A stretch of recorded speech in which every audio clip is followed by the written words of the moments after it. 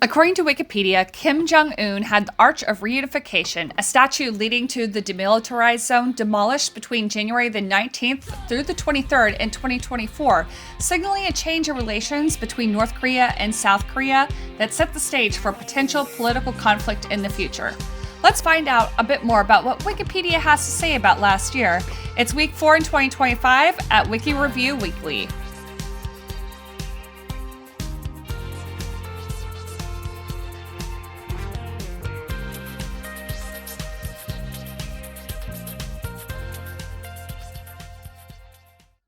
To Wiki Review, where each week I explore a Wikipedia article about a historical event that happened this week in history. I explore it with you in a fun and conversational way, review sources to assess the article's credibility, and finish by spinning the roulette wheel to pick next week's topic. If you haven't already, like and subscribe. I'm Kaylee, and stick around as we dive into the Wiki Review. The Arch of Reunification. The Arch of Reunification, officially the monument to the 3-point charter for national reunification, was a sculptural arch located south of Pyongyang, the capital of North Korea. It was opened in August 2001 to commemorate Korean reunification proposals put forth by Kim Il-sung. Made of concrete, the arch straddled the multi-laned reunification highway leading from Pyongyang to the Korean demilitarized zone. That explains a lot of the photos that you see. There's this just giant, massive highway just going under this arch. And I mean, if you look at the photos, it looks so deserted. And I think the capital does have that reputation, right, of being deserted because, like, only certain people live there. Most of them are connected to the government or are working for the government. But it's not like they have a huge tourism industry because, I mean, it's North Korea. Anyway. Continuing onward, it's just interesting to see. It's just so weird to see that big of a highway be so deserted all the time in all these photographs. But yeah, anyway. The arch appeared on postage stamps issued in 2002, 2015, 2016, and 2021. That's weird because we know that it is demolished literally last year in January 2024. The monument was demolished in January of 2024. I mean, that was not that long ago that it was literally featured on its postage stamps. How weird. Its history. North Korea broke ground for the monument on the 14th of August, 1999. It initially aimed to finish the arch by 15th of August, 2000, marking the 55th anniversary of Korea's liberation from Japan. The original plan was to have a 55-meter pillar with 3 branches to represent Koreans in the north, the south, and overseas. In July 2000, the Korean-American website, and I'm so sorry, I am going to butcher some of these names, but I'm going to try my best here. But the website Minhyok Tongshin reported North Korea would change the location and design of the monument, supposedly because it received more support and commemorative bricks from South Korea than expected. And according to North Korea News, NK News for short, North Korea's decision reportedly came shortly after the 2000 Inter-Korean Summit. In November 2000, the website published the first image of the arch's final design. The monument was completed by August of 2001, and Rondong Sinmun, the newspaper of the ruling Workers' Party of Korea, WPK for short, described it as a grand monument to the 10,000-year grand plan of the era of the Workers' Party of Korea. Interesting. Now, the arch consisted, with its design, I should say, we are moving on to the design process here. The arch consisted of 2 Korean women in traditional dress, and the pronunciation for that is Chonson-ot, symbolizing the North and the South, leaning forward to jointly uphold a spear bearing a map of a reunified Korea. The spear is an emblem of the 3 charters, the principles of national reunification, the plan of establishing the Democratic Federal Republic of Korea, and the 10-point program for reunification of the country. The arches, not the ark. We're not doing like a Joan of Arc or Noah's Ark or anything. This is not a boat. This is a statue. Anyway, the arch's lower part featured bronze, man, can I talk today? It contained bronze bas reliefs on both sides, showing independent movement scenes. The plinth of the structure was engraved with messages of support for reunification and peace from various individuals, organizations, and nations. The arch was completed at the height of the so-called Sunshine Policy, a South Korean government effort to reduce the risk of conflict between the two states and reconcile with the North. The width of the Arch of Reunification, 61.5 meters, was a reference to the June 15th North-South Joint Declaration of 2000, and its height at 30 meters, a reference to the three principles of national reunification. Now, let's talk about the demolition. In December 2023, during his remarks at a plenum of the WPK's Central Committee, Kim Jong Un accused South Korea of becoming a forward military base and nuclear arsenal of the United States, amid increased U.S. drills and deployment and of some military assets near the Korean Peninsula. At that time, Kim announced that he had ruled out the possibility of reunification with South Korea through peaceful means, and that North Korea must fundamentally change its relations with South Korea. North Korea ultimately vowed to launch 3 new spy satellites, build military drones, and boost its nuclear arsenal by 2024. And this is where one of our citations comes into effect. It's citation number 6. We're going to continue with that, however, in a little while. We'll come back to this. Now, in January 2024, Kim called for the destruction of the Arch of Reunification and a further step towards abandoning the goal of peaceful reunification. In a speech at the Supreme People's Assembly on the 15th of January that year, Kim called the monument an eyesore, and according to official media, ordered the Constitution to be amended to say that the South was a primary foe and invariable principal enemy. The arch was demolished sometime between the 19th and the 23rd of January 2024, according to satellite imagery, which we have 2 citations for, citations 8 and 9, which we will look at here soon. The news that the Arch of Reunification had been demolished was confirmed by the Ministry of Unification of South Korea on the 24th of January 2024. And thus ends the short history of the Arch of Reunification. So we're going to take a quick break right here, and when we get back, I want to talk about some of the interesting aspects of the citations of this article. But first, a quick message. Hey everyone, thanks so much for watching. As you may know, this is a brand new channel, and your likes and subscribes make a huge difference in helping me grow and get noticed by the famous YouTube algorithm. Now, who knows, maybe with your support, we'll even catch the attention of some sponsors down the road. So, if you like this video so far, please like the video and subscribe to my channel. And if you forgot, I'm your host, Kaylee. I was conducting PhD research at Vrije University Amsterdam before moving to YouTube, but I'm also a professional visual and performing artist.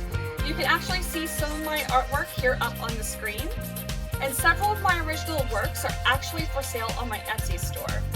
I have some on the screen that you can take a look at, but I would rather you to go check it out on Etsy. I've got a variety of original paintings, handmade jewelry, and prints available, and it's a great way to bring a little bit of art into your life. The link to my Etsy store is in the description and below. You can also support us on Patreon at patreon.com/Wiki Review Weekly.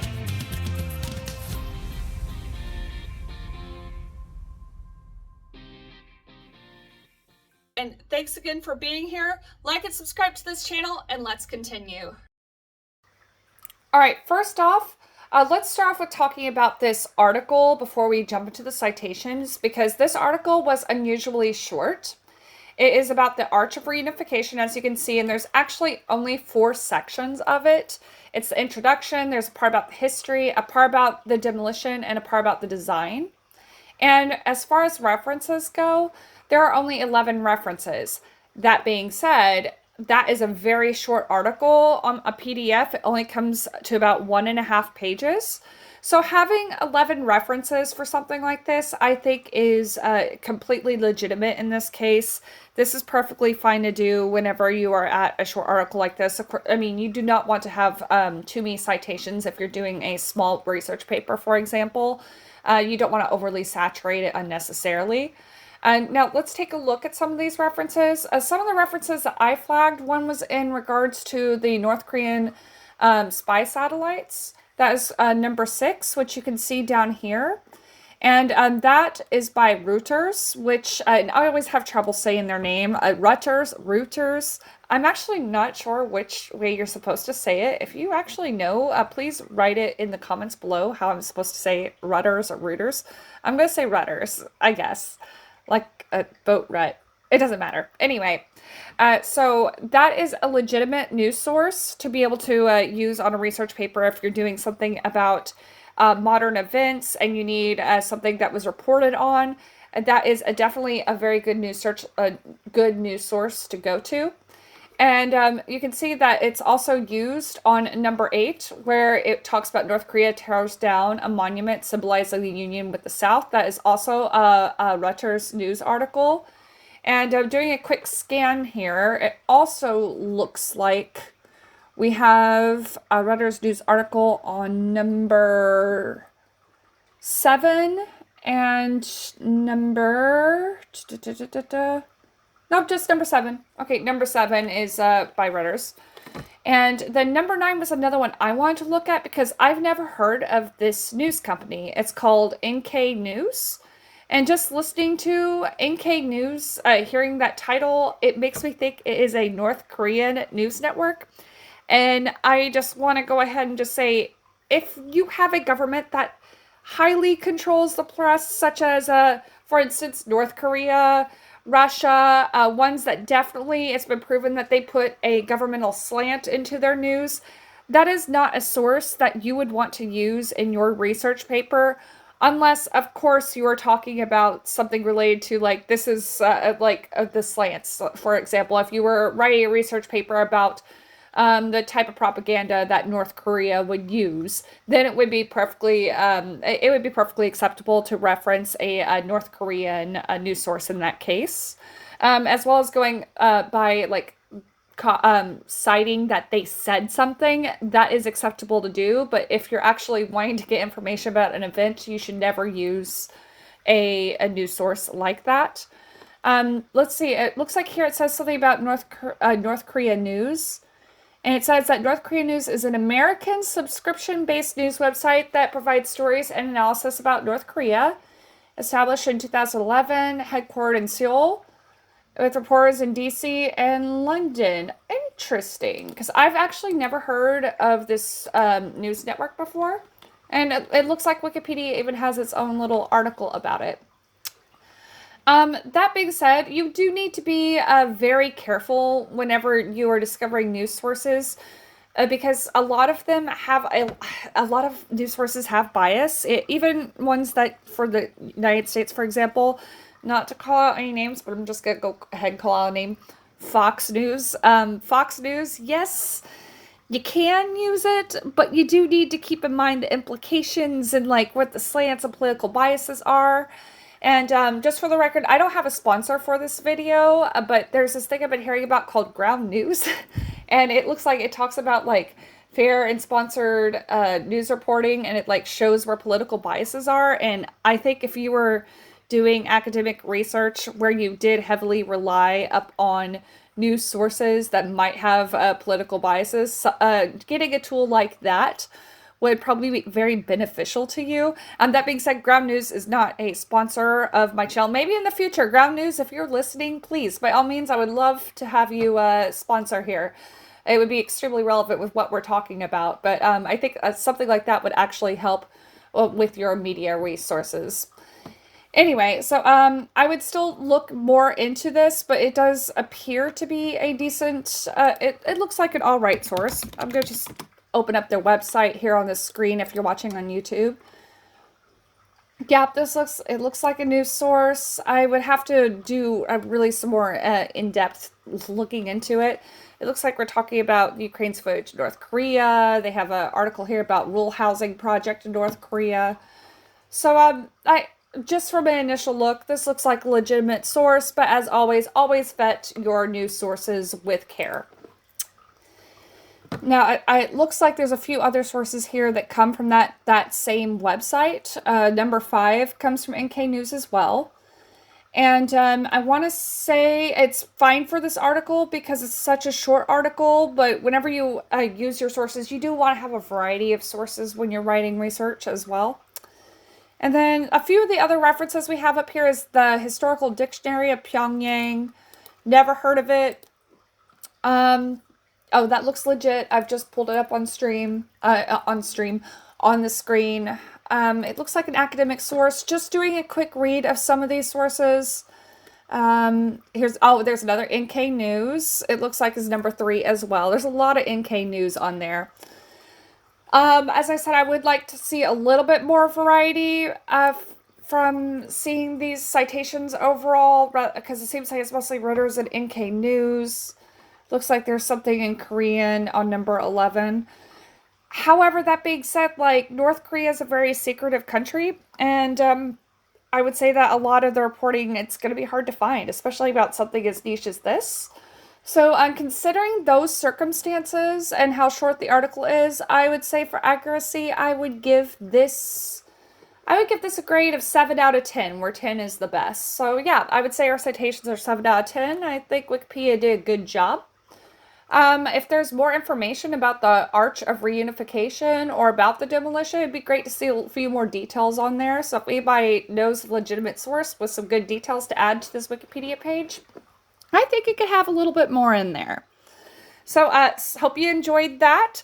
Stick around as we spin the wheel for next week to see what week 5 of 2025, what type of topic that's going to bring us with our next article. Hey. If you like this video or topic, please remember to like and subscribe. And if you saw anything in the Wikipedia article that you think is incorrect, needs editing, or something you just think is cool, write it in the comments below. Now, let's spin the roulette wheel and see what next week's topic is going to be. All right, I've gone ahead and I've thrown the wheel up on the screen here.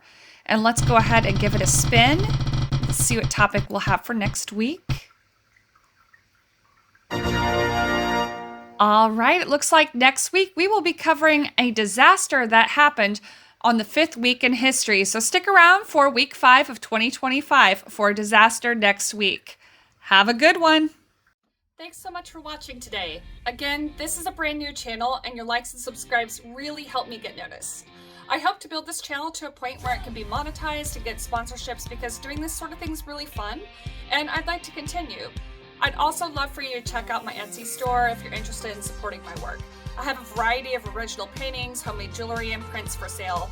It's a great way to bring a little creativity into your home. So if you had fun today or you saw something in the wiki article that maybe someone needs to edit, please comment below and don't forget to like and subscribe. Your support means the world to me. Until next time, stay inspired, keep learning, and I'll see you in the next video. Take care! You can also support us on Patreon at patreon.com/Wiki Review Weekly.